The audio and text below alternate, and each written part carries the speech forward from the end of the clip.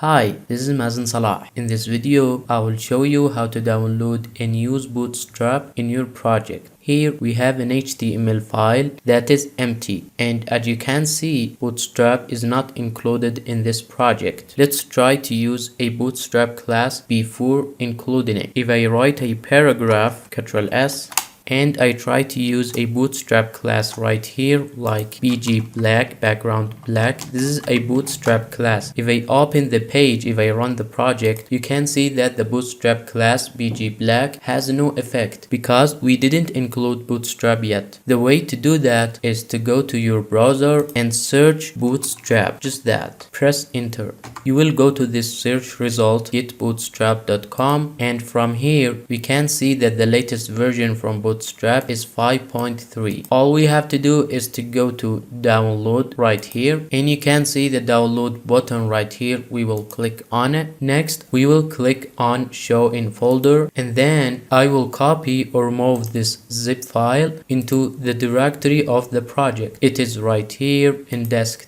D, then my English YouTube channel 2023-10, and this is the directory of the project. And I'll press from the keyboard Ctrl+V to paste the Bootstrap right here. Then right click the zip file. If you are in Windows 11, you'll click on show more options and then click on extract here. If you don't have the WinRAR program downloaded, you have to download it first. You can see that Bootstrap is right here. This is Bootstrap 5, this is CSS, and these are the files of JavaScript. Next we will include the CSS and JavaScript into our project. Just go back to Visual Studio Code. Inside the head tag, just create a link tag, rel as style sheet because it's a CSS file, and here we will include the CSS file. Ctrl space, we will go to this folder CSS, and from these files we will include the primary file, which is bootstrap.css or bootstrap.min.css. This is a minified file